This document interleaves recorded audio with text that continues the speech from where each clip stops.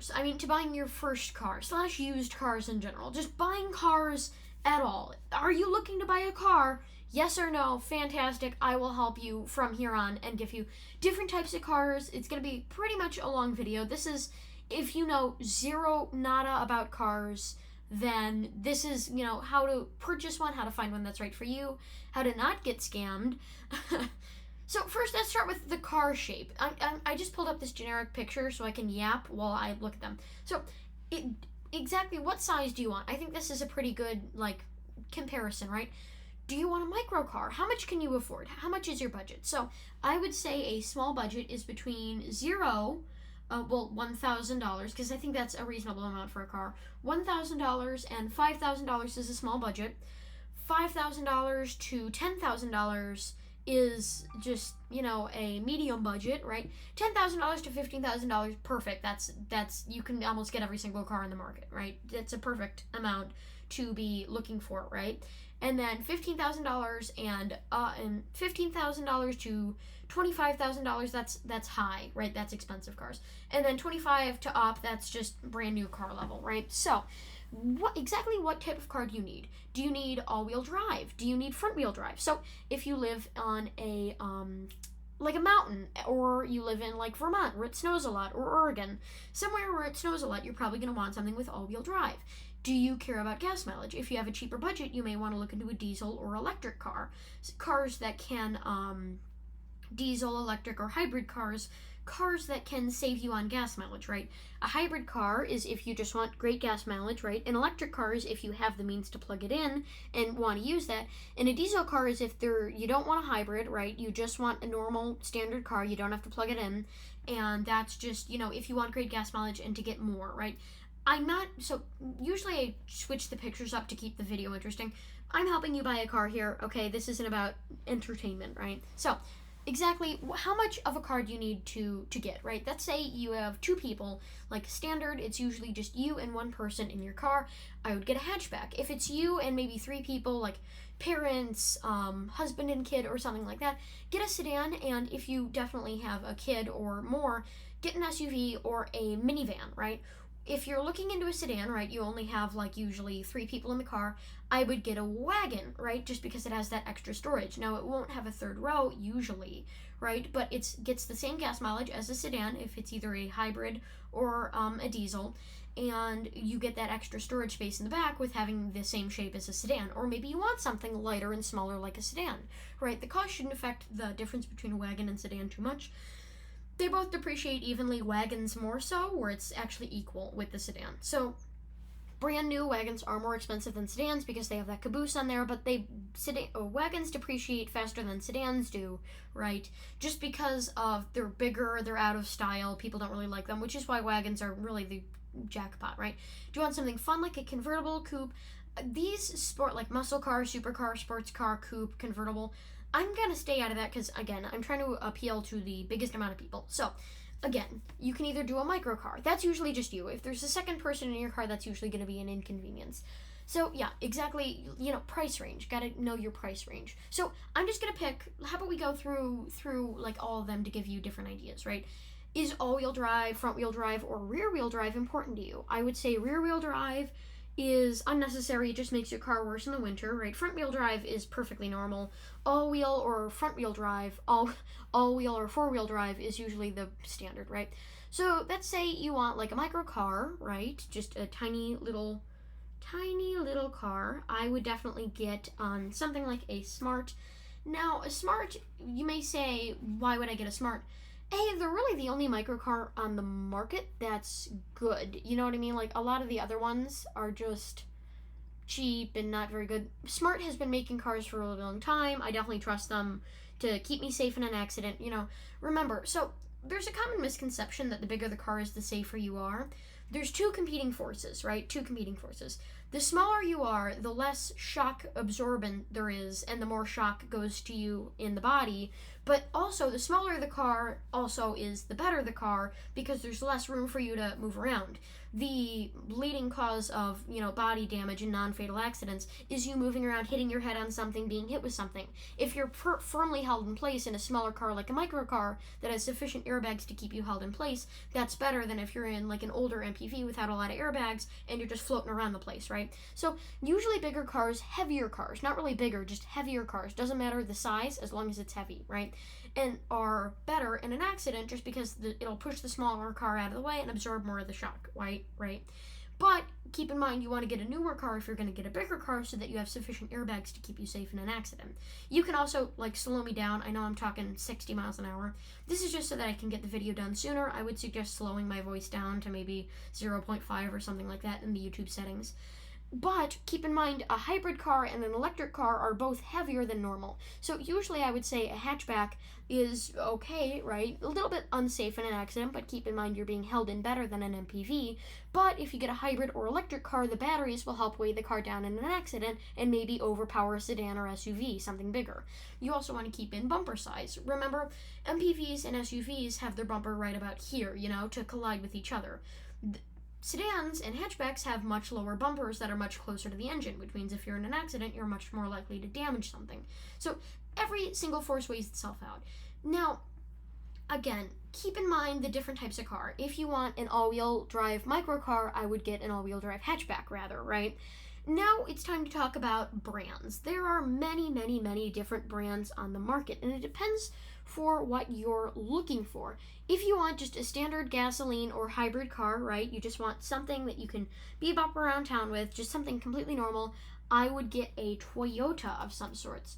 Just because they're, the usual, just standard car, They're the most reliable brand in the market, in my opinion, right? They last forever, and they have the best hybrid system on the market. So they're the best for hybrids and normal gasoline combustion engine cars, right?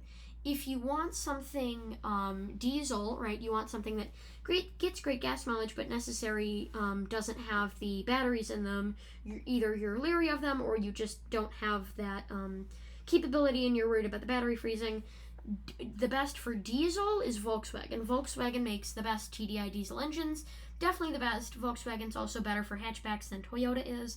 And if you want an off-road all-wheel drive, something, stuff like that where you need to get up a hill, but you want something small, you're not going to buy a bigger SUV, you just want something that can make it up the hill, I would definitely get something like a Subaru, just because they make the best four-wheel drive system. They have one of the best four-wheel drive systems on the world, and they're some of the cheapest four-wheel drive systems in the world.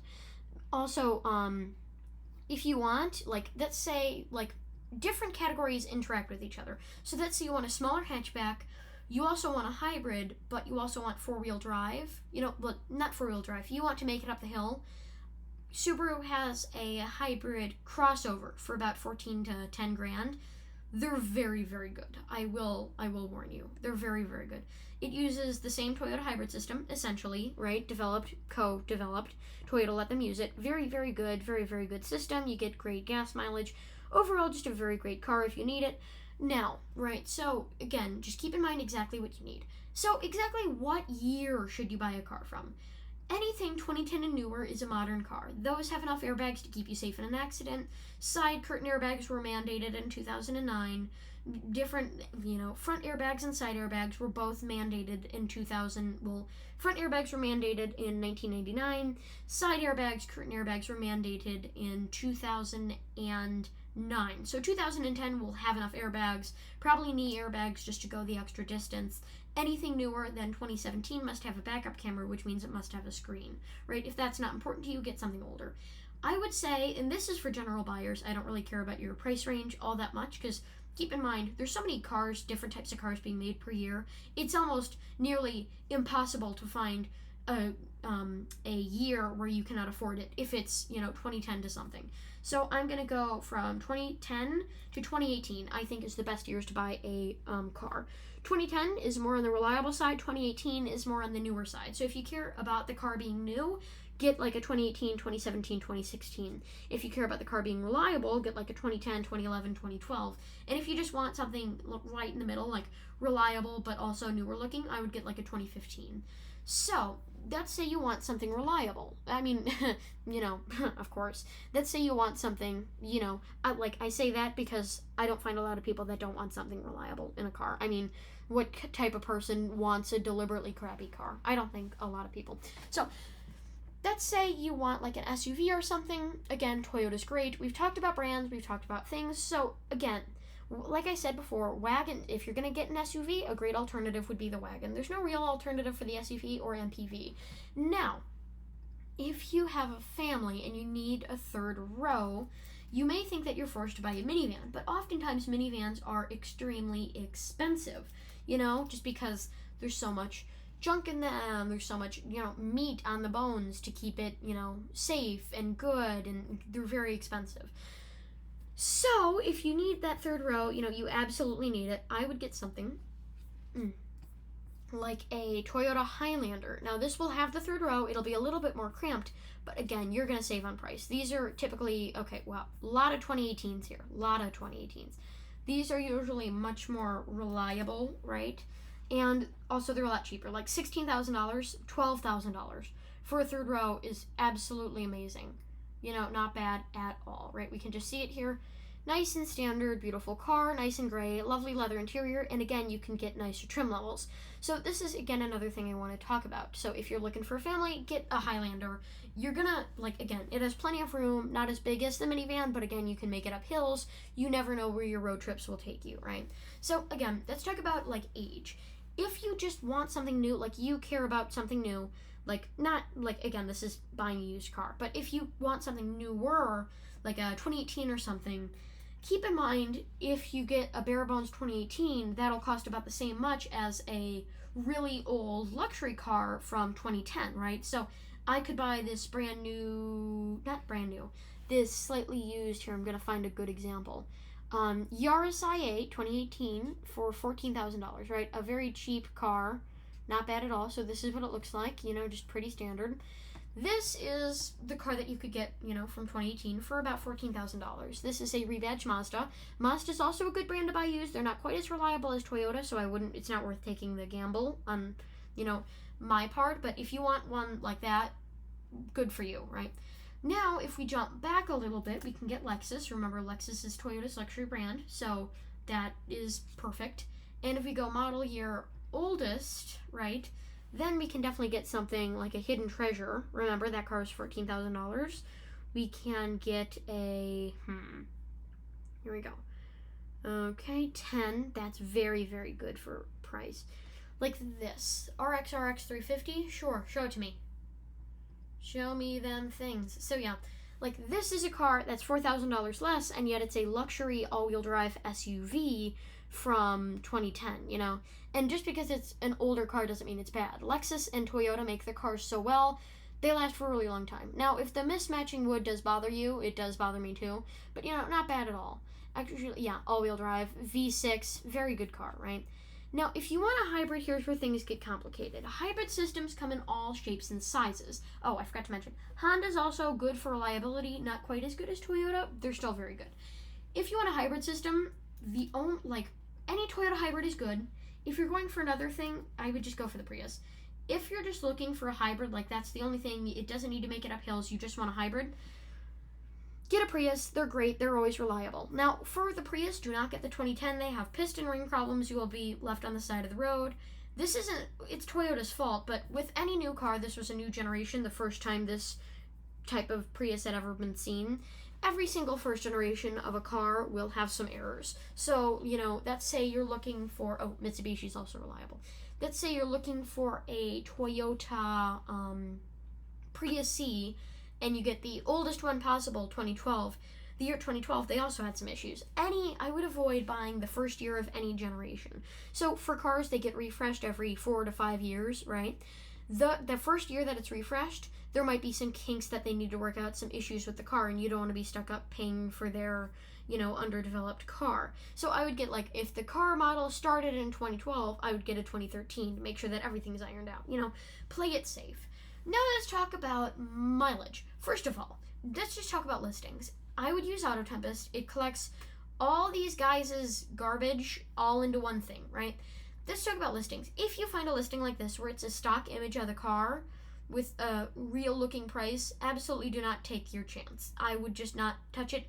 The interior says light blue, gray / black. That was not an option on the Prius C. Get something that has a real, picture, like pictures of the car. Now, this one has 25, right? Again, buying from dealers is much safer than buying from individual people. Buying online is great. If it has less than 15 photos, it's not a serious listing. There are plenty of serious listings that have less than 15 photos. But I'm saying there is a 0.0000000% chance that any scammer will be unlazy enough, will be determined enough to put more than 15 photos on the listing, right? There is a 0% chance. Again, not legal advice. Don't come at me, bro. There is almost a 0% chance that any listing with more than 25 photos is fake. Because scammers they don't have any effort. They have no will to work or do anything useful. They will never put more than 15 photos. The stock image ones, forget it. Just forget it. Now, let's say you want something, again, cheap. Suzuki is also very good for like a cheap brand. If you just want something cheap, Suzuki's very good. Again, if you see ones like this listing is most likely real. Again, check the information. Quicksilver metallic for the exterior color. Wow, checks out. Black, I can tell from the headrests. Yeah, this is probably a photo of this car, but again, less than 15 photos. Do not trust it, right? So that's about everything. Ooh, gas mileage. If you care about gas mileage, hybrids are more expensive than diesel cars are, right? Hybrids are more expensive usually when buying used. Diesel cars are cheaper than hybrids, but they don't get, the same gas mileage. Hybrids are better for efficiency, diesels are better for price and overall, right? Hybrids are still very good, just diesel cars are just a tiny bit more efficient, right? And less expensive. So I would go with a diesel Volkswagen, right, if you want a diesel, and remember, a Toyota if you want a hybrid, or Subaru Crosstrek hybrid, the only hybrid model Subaru ever made, if you want something of that caliber. Now, let's say you want an SUV, like an off-roading SUV. Let's say you live up on the mountain and you need something that can get you there. Toyota, Subaru, Honda, always a safe bet, right?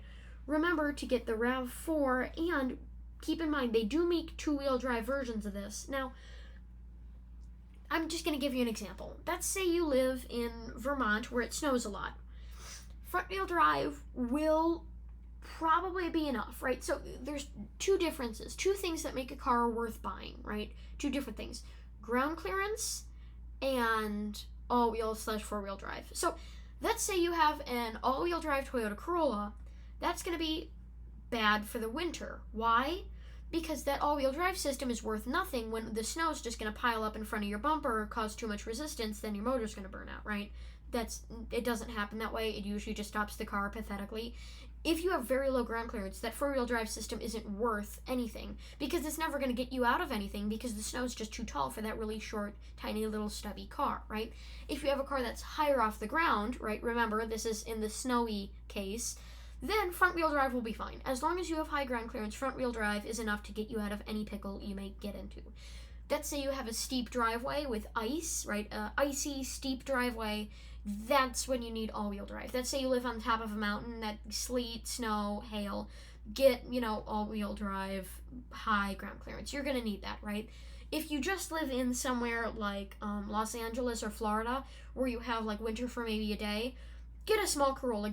Just get a small car. You don't need all-wheel drive. Just get a front-wheel drive small car. It'll be able to handle it. Any southern states, really. The Midwest, I would recommend getting still a sedan, but just a little bit higher off the ground, like the cross-country models from Volvo are very good for that. Like the S60 cross-country, which is higher off the ground and all-wheel drive.